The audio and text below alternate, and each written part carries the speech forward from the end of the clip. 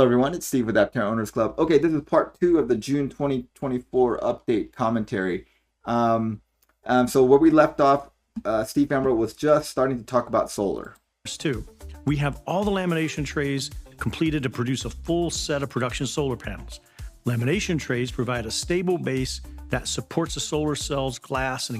All right, so we did a video about this, and Steve Amber was talking about it. See these little ridges on here? So this is obviously the hatch lamination tray, and the lamination trays go into that machine that does the encapsulation stack and laminates all the different layers. I think Aptera has a 7 or 9 layer encapsulation for their solar panels, and the encapsulation is very important to make sure that it's robust and it's waterproof. It protects the solar cells, protects it from the sun as well. I mean, it seems weird to say that you need to protect it from the sun when it's a solar cell, but you do need to protect it from, like, the materials need to not degrade in UV, and then when it degrades, then you get water intrusion, and then also it has to, like, keep it from the vibrations, all kinds of things. So it's very important to, like, this encapsulation stack is really important.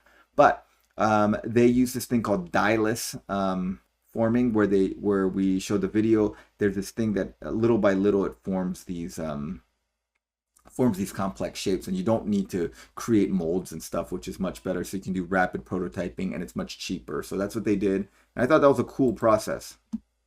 Encapsulate layers during lamination process. These trays are made using a dye-less casting, a technique that gives high quality results without expensive molds.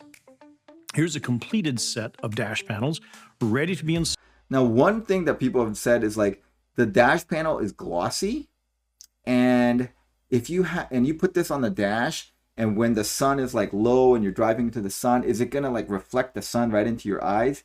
That is a legitimate concern. I don't know. I'm sure Aptera has thought of this. Okay, you know, that's like a thing that's so obvious to anyone that, you know, like 20 people have commented on it. So if it's that obvious, like, do we believe that actual automotive engineers haven't thought of that? Of course they thought of it. So I don't know what their solution to that is.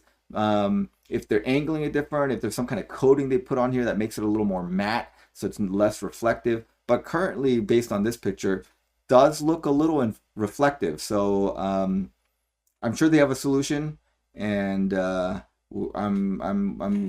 wondering what it's going to be.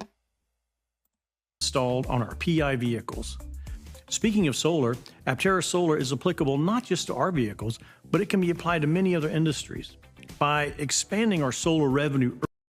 This is a cool picture. Now, what I don't know, I mean, this is obviously not the full lamination stack, because there's only like 4 layers in this, and it's definitely many more layers than this. But I'm wondering, like, what these little rectangular things are. My guess is that there's some kind of shock absorbing thing, or maybe it's some kind of electrical connection. I'm not sure. These clearly are the electrical connections, and I think this is like the 2 leads, the positive and the negative, and they're going to collect it. It kind of goes through this layer and it connects here and then on the other side. But I don't know what these rectangular strips are. If anyone knows, put in the comments below. Early on, we hope to make a bigger impact in the world and also get revenue positive sooner in order to scale the production of our solar EV. We've launched a pilot program retrofitting support equipment for one of the largest airlines in the world. Aptera, in collaboration with Everest, is focusing on applying this technology. Okay, so that's a little misnomer. He said one of the largest airlines. Obviously, it's not an airline. Everest is a company, so I looked them up. Everest is a company that provides batteries and charging for the ground support vehicles here. And so you see their little chargers, and you can see who they work with. And this is probably their connection. See, they work with Flux Power. Remember, Flux Power is a company that Chris and Steve both worked at, and I think Chris Anthony helped found this company. So that's what they do. They're not an airline. They work at airports, and they don't make the vehicles. They make the batteries that go in the vehicles and the charging networks. So I think this is some way of them having a trickle charger all the time, and they're rolling that out, which I think is great. Technology to push back tractors along with various other electric utility vehicles on the tarmac, such as baggage carts. The goal of this pilot project is to potentially eliminate the need for conventional charging entirely, significantly boosting operational readiness while minimizing maintenance needs and downtime risks. We expect the pilot project to be completed by the end of Q3. Additionally, Okay, so initially this sounded very exciting to me because I was like, I kind of got the impression that like if you look at their website, they're really big. Obviously, there's a gazillion airports in the world. We've seen lots of these baggage handlers and pushback tractors and things like that. So I was thinking this must be a huge company, and this is potentially an extremely large revenue stream for Aptera if they get in with this large company. Unfortunately, it looks like Avers is not that big. They're based out of Atlanta, Georgia, and they have less than 25 employees and less than $5 million in revenue. I mean, if that's the case, the amount of revenue, if Aptera partners with them and this works off, is going to be like way less than $1 million a year. That's kind of like a drop in the bucket. It's not nothing, but it's not a lot. And I believe maybe the way this works is, my guess is Avers is not, it cannot be the large player in this market. Because if they were, they would have revenues more than $5 million, I would think. This is another website, Rocket Reach. They say that Avers revenue is 1 million and their employees are about 13. So based on both of the Zoom info and Rocket Reach, I mean, it's not a big company. They're definitely less than 25. It's not a like thousands of employees, billions of dollars in revenue kind of company. So it's a pretty small company and potentially a much smaller company than Aptera. In terms of employees, they're less. In terms of revenue, obviously, any revenue is more revenue than a startup that isn't selling a product yet.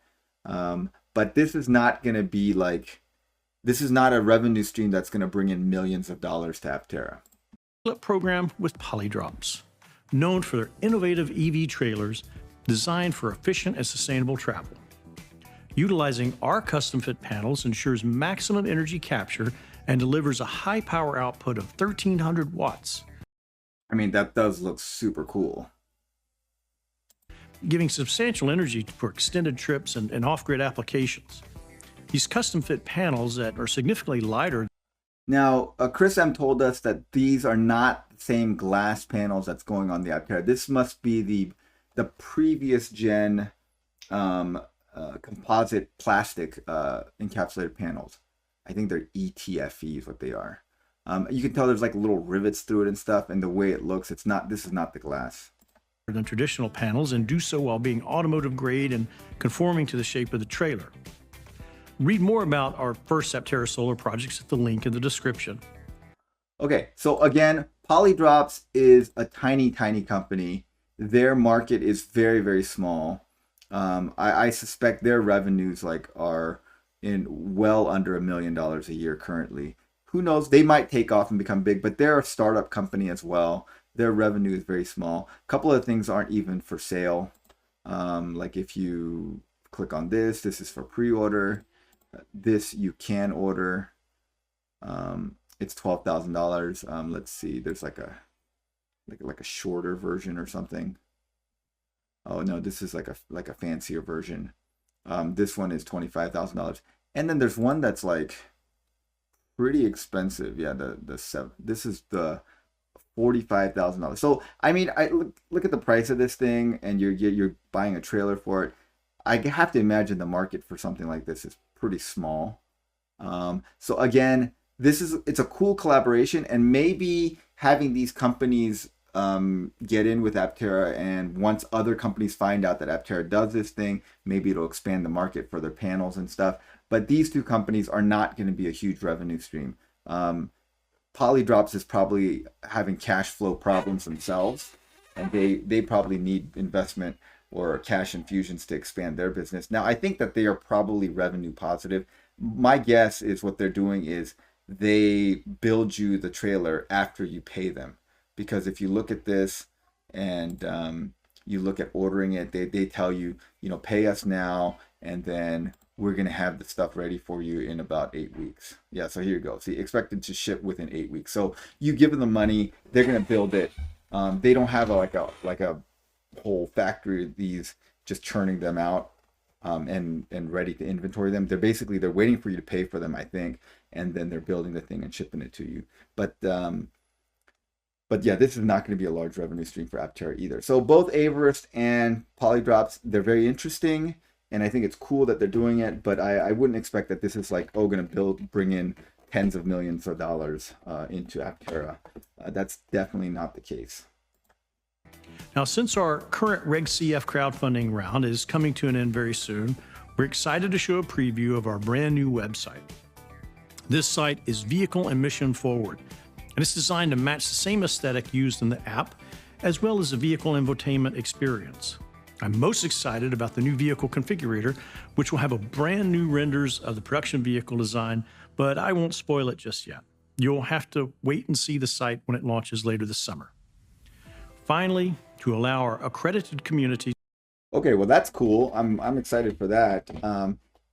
The website is going to kind of look like the UI of the vehicle, so we'll all get kind of a feel for the UI of the vehicle. To invest in whatever they'd like, we've restored the ability to invest self-directed IRAs and cryptocurrency through our Reg D offering. We plan to host a live stream on YouTube to close out our Reg CF crowdfunding on June 28th at 12 p.m. Pacific. It will have visits from Aptera engineers and the finance team. Okay, so if we're allowed to post that, I definitely post that on this channel. So if you guys happen to miss the live stream, we'll have it here. The communication team, and of course, me and Chris. We hope to see you there, and I want to thank you for the trust you placed in us as we work diligently to bring solar mobility to life. The next few months will be extremely exciting as suppliers continue delivering production vehicle parts for our PI vehicles as we kick off fundraising round with U.S. Capital beginning in July. See you next month. Okay, awesome. So I think in this thing, what we see proof of is they are working on the wiring. They have built battery packs. They have built solar panels. I mean, though things are definitely happening.